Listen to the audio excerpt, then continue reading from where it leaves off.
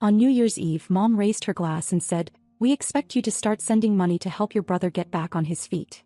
Dad grinned. "If not, we won't babysit your kid anymore." I smiled, raised mine back and said, "Then consider her raised, without a single dollar from me going to you ever again." And their faces turned pale. That was the night I realized my parents were full-blown egoists. Not just flawed or a little selfish, I mean real, unapologetic, calculated egoists. And of course it had to be on New Year's Eve. We had barely made it through dinner when the whole act began to unravel. I'd come over with my daughter around 6. She was wearing a glittery little dress she picked herself, proudly dragging a stuffed unicorn under her arm. I debated even going. I was exhausted from work, money was tight, and honestly I knew Josh would be there. But I convinced myself it would be good for my daughter to see her grandparents. Besides, it was just dinner. I didn't expect fireworks. Josh naturally showed up empty-handed. I don't know why I still notice. He never brings anything, never helps set up or clean, never offers to pay for anything. And still he's the golden child. Mom brought him a beer before he even asked. Dad laughed at every half-hearted story he told. It was like watching a rerun. The whole evening had that strange, overly nice feeling. Too many smiles. Too much forced cheer. Mom lit candles, which she never does unless company's over. Dad wore a button-down. There was steak. I should have known something was coming. They waited until after dinner. My daughter had curled up with a blanket on the couch, half asleep. I was sipping my wine, trying to ignore how smug Josh looked for someone with nothing going on in his life. Then Mom lifted her glass and smiled. "We expect you to start sending money to help your brother get back on his feet." No hesitation. No build-up. Just that. I stared at her, wondering if she seriously thought that would land smoothly. Josh didn't even look surprised. He took a swig of his beer and leaned back, like this had been planned days ago. Like the three of them had already agreed that I'd foot the bill for his next phase. Then Dad chimed in with something that still turns my stomach when I think about it. "If not, we won't babysit your kid anymore." Just like that. Leverage. Threatening me with my own daughter. They knew how hard I'd been working. 2 jobs most of the year, barely any sleep, scraping to cover bills while still helping them with theirs. I'd covered their past due utilities more times than I could count. When they almost lost the car last spring, I used my savings to cover the difference. And now they were holding my child over my head like a pawn in some pathetic family negotiation? I didn't raise my voice. I didn't get dramatic. I just lifted my glass and said, "Then consider her raised, without a single dollar from me going to you ever again." And the silence that followed was better than a slap. Mom froze. Dad blinked like he didn't understand English. Josh finally sat up, his expression souring for the first time all night. It was quiet for a long few seconds before Mom started mumbling something about how I was overreacting, how I was misunderstanding what they meant. But I knew exactly what they meant. They wanted me to keep propping up Josh's failures while pretending it was all part of being a family. It wasn't. That moment didn't end the night. It shattered it. What came after, the yelling, the insults, the way my daughter woke up startled and scared from all the noise, that was the breaking point. But the real ending started with that toast. Because once you see your own parents trying to use your child to manipulate you, you can't unsee it. You don't come back from that. The moment the toast ended, the masks came off. My mom was the first to react. She started talking fast, piling words on top of each other, saying I was twisting everything, that family helps family, that I was acting like money mattered more than people. She kept repeating the same idea in different ways, like if she said it enough times, it would turn into the truth. Dad stayed quiet at first. He watched me the way he does when he thinks he still has control. That look didn't last long. He finally said that if I was going to be this difficult, then I shouldn't expect them to be there for childcare anymore. No rides. No favors. No help. He made it sound like a punishment he'd been saving. Josh took that as his cue. He leaned forward and started listing all the ways his life was harder than mine. Rent, stress, bad luck, people screwing him over. He said I had no idea what it was like to be under pressure. He said I had stability. He said I was lucky. That word hit harder than anything else. Lucky. Like I hadn't worked weekends for years. Like I hadn't skipped vacations, new clothes, nights out. Like I hadn't quietly transferred money to my parents when they hinted things were tight. Like I hadn't paid off their overdue utility bill without telling anyone.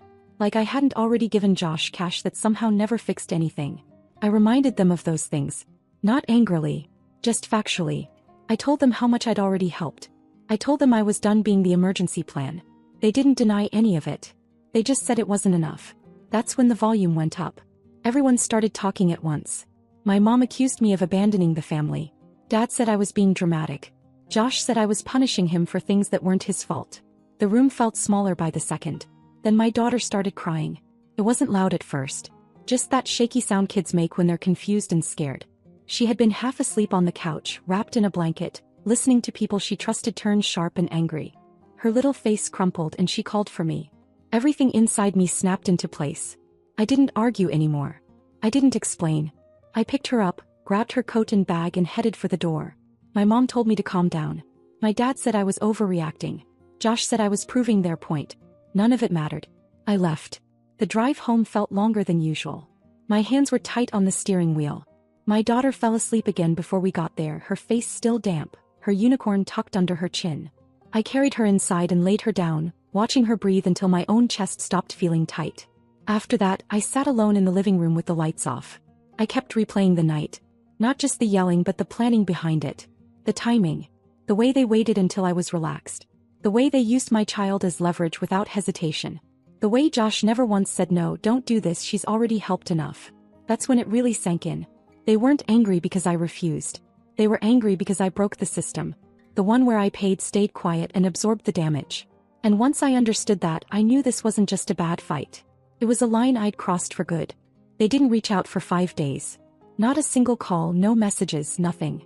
It was almost funny how quiet they went after everything that was said. For a moment, I wondered if they were finally starting to realize just how far they'd pushed me. But no, I know them too well for that. The silence wasn't reflection. It was strategy. I spent New Year's Day with my daughter. We stayed in our pajamas until noon, made pancakes that turned out lumpy and watched the same 3 animated movies on repeat. And for once, even with everything hanging in the air, the house felt still. No one asking for money. No guilt trips. No emergencies that somehow became my responsibility. Just me and her, safe and tired and together. The call came on the 5th night. It was Mom, of course. Dad never calls unless there's a car involved. She didn't start with an apology. She opened with small talk. How was work? How was my daughter? Had I finished repainting the kitchen like I said I would? Her voice was so calm, so casual, like nothing had happened at all. I could already tell she was pretending we had just had a difference of opinion, not a screaming match that ended with me walking out of their house with my child in my arms. I answered politely. I didn't bring up New Year's. I waited. Eventually she eased into it. She said she hoped I'd had some time to think. That family can be complicated. That emotions run high around the holidays. That sometimes things are said that shouldn't be taken so seriously. She said Dad felt bad about what he said, which was laughable since Dad never feels bad unless someone tells him to. And she said Josh had been really down lately, feeling isolated, like no one in the family believed in him anymore. I didn't say a word. He kept going. She reminded me of the times they helped me, mostly in ways that sounded bigger when she said them out loud. Like babysitting, which yes, they did sometimes, but conveniently forgotten were the times I sent them cash to cover the gas bill or paid off their credit card when Dad had a minor surgery and their insurance didn't stretch far enough. Then she brought up Josh. Said he was trying. Said he just needed a boost. A small one. Just enough to get stable again. I knew where this was going. I let her talk. She danced around the number for a while, saying things like, nothing huge, and just a little push, until she finally dropped it. $7,000. She said it like she was talking about a favor. A small kindness. Like I had that kind of money sitting in a drawer, waiting for someone else's problems to land on it. I told her no. Not angrily. Not emotionally. Just no. That's when she got quiet for a moment, then tried a different angle. She said maybe it didn't have to be a full $7,000. Maybe just part of it. Maybe I could look into a loan or use some of my tax return when it came in. She even suggested, and this made my stomach turn, that Josh could sign something to promise he'd pay me back. I reminded her he still hadn't paid me back from last time. That he never even mentioned it again after the day I sent it. She said this time was different. I told her it wasn't. Then I said something I hadn't planned to say, it just came out. I told her I didn't trust them anymore. That after the stunt they pulled on New Year's, after the way they tried to manipulate me using my own daughter, I wasn't comfortable letting them watch her. Not for now. Maybe not ever. That's when her tone shifted. She didn't argue. She didn't beg. She just went cold. She ended the call without saying goodbye. And I thought that was it. I was wrong. Because a few weeks later I picked my daughter up from preschool and found out she was already gone. The teacher said she'd been picked up early. By her grandparents. Without telling me. My heart dropped. Everything I'd told them, every line I'd drawn, and they ignored all of it. That was the day everything finally fully broke. The preschool was quieter than usual that afternoon. It was one of those cold, gray Thursdays where everything feels a little off. I was early, same as always, I never missed pickup, not once. It's something I take pride in, showing up for her when everything else in life has been so inconsistent.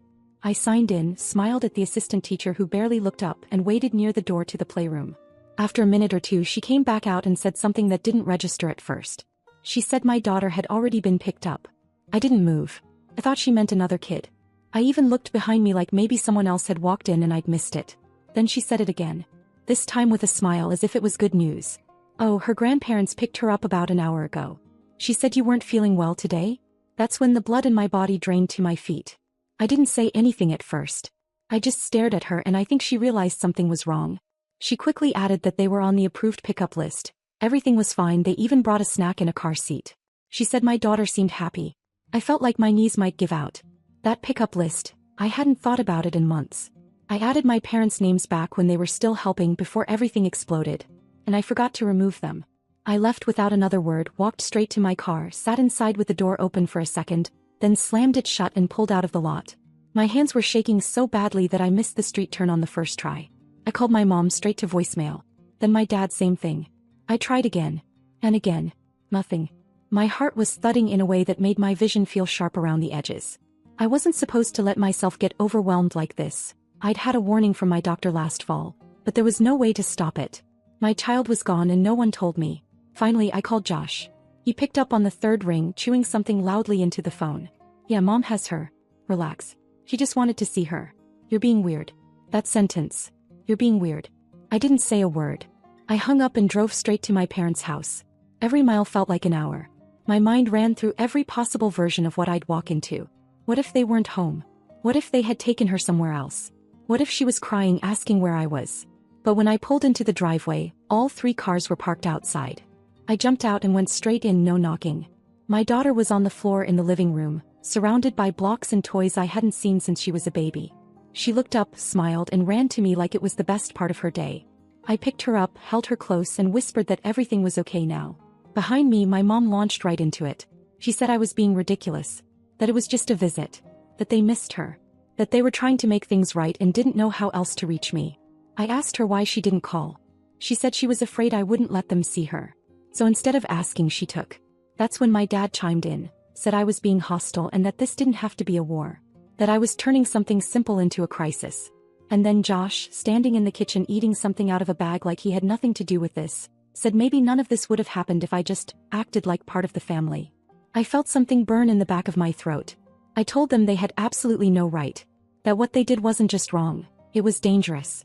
They took my child without permission, against clear boundaries, and justified it because they didn't like being told no. My mom, still standing there with that injured expression she wears when things don't go her way, said she just wanted her granddaughter to know they loved her.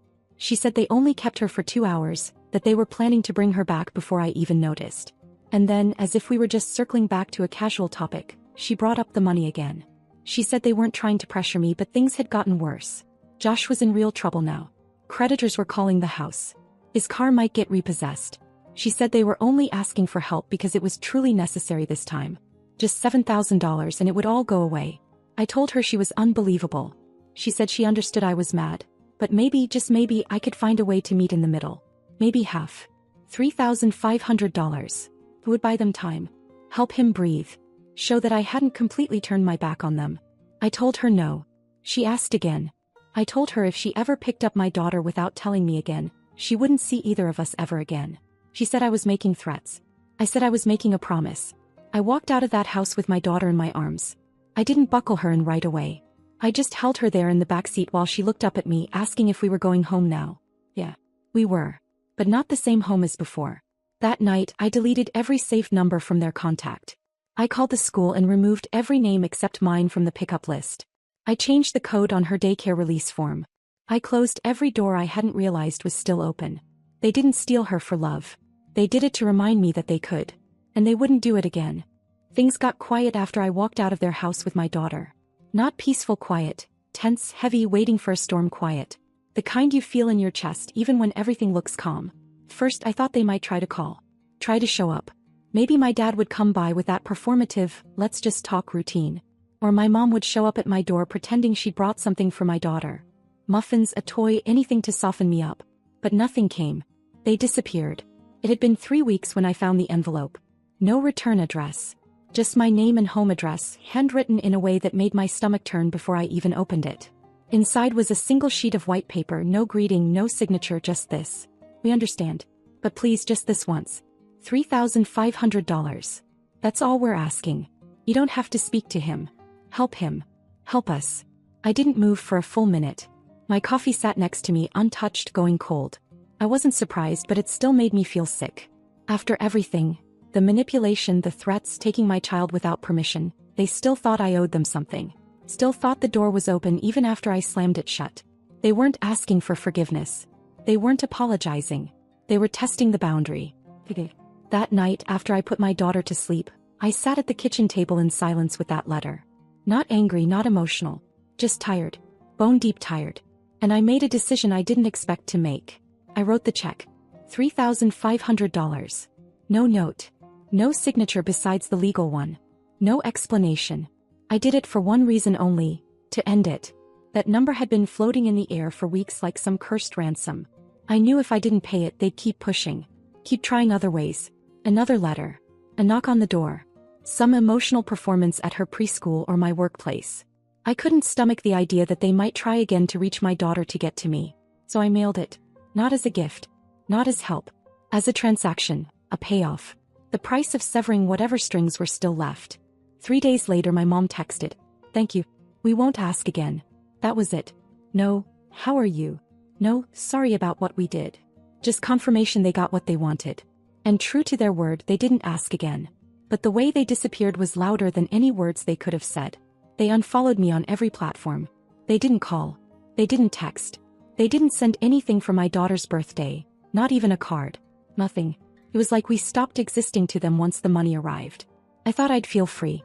But what I felt was more complicated than that. Like part of me finally understood something I'd been refusing to see for years. That they never saw me as a daughter. I was a resource. A line of credit they didn't have to repay. And now that line was closed. I started walking my daughter to school every day. Changed my emergency contacts. Made sure I had the legal paperwork in place that said no one but me could make decisions for her. I even looked into moving neighborhoods. Something farther away, somewhere they wouldn't find reasons to swing by. And I stopped talking about them. To anyone. I didn't explain. I didn't defend. Because there's no clean way to tell people your parents used your child to pressure you for money, and when you said no, they punished you with silence. There was one more thing though. About a month later, I got a voicemail from a number I didn't recognize. It was a woman. Someone from my mom's church, apparently. She said she was reaching out because Sandra's parents were really hurting, and asked if I'd consider starting the healing process. She said she'd be praying for me. I blocked the number. Healing didn't start with a prayer or a favor. It started the moment I realized they weren't family in the way family is supposed to be. They were people I was born to, not people I owed. And even after I paid their final price, they still didn't get it. Because they thought I was weak for walking away. But what they didn't realize, what they'll never understand, is that walking away was the strongest thing I've ever done. Months went by. No calls. No voicemails.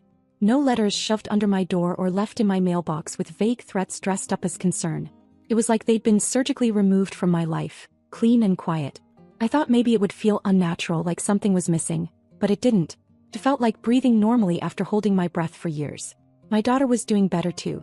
I could see it in the way she slept through the night again. In the way she stopped asking if grandma was coming over and then slowly stopped asking about them at all. Kids notice more than we think. She had sensed the tension before I even understood it was a pattern, not a phase. The last time I saw my parents was at the grocery store. It was almost cinematic. I was walking through the produce aisle with my daughter sitting in the cart, pointing out bananas and trying to reach for grapes, when I saw my mom near the avocados. She saw us at the exact same moment. Her body froze, like she wasn't sure if she should wave or pretend we weren't real. I didn't stop. I didn't wave. I didn't give her the chance to try whatever speech she'd probably rehearsed in her head. I turned down another aisle, abandoned my cart, and walked straight out the front door with my daughter in my arms. That was the first and last time I had to physically leave a space because of them. A few weeks later, I got a card in the mail. Not from my parents, from Josh. A cheap, flimsy card you could buy at a gas station. Inside, scrawled in his weird handwriting, was this: "No hard feelings. Thanks for helping when you did. Maybe one day we'll be good again. Take care." That was it. No apology. No ownership. Just vague closure from a brother who treated me like an ATM with boundaries. I stood there for a second holding the card, thinking maybe I should feel something bigger. sadness, nostalgia. But I didn't. I felt nothing. Not numb, not cold. Just done. That was the unexpected part. I thought there would be a long grieving period. That I'd wrestle with guilt or spend nights wondering if I made the right call. But I didn't. Because once I stopped trying to make them into something they weren't, a real family, the hurt stopped having anywhere to land. I didn't hate them. Not anymore. I just no longer needed them to be different. They still pop up in mutual social circles sometimes. A cousin will tag my mom in a birthday post, or someone will mention how Josh is doing better now, as if that somehow validates everything that happened. It doesn't. I don't ask for updates and I don't correct the record. Let them tell whatever version of the story they need to tell.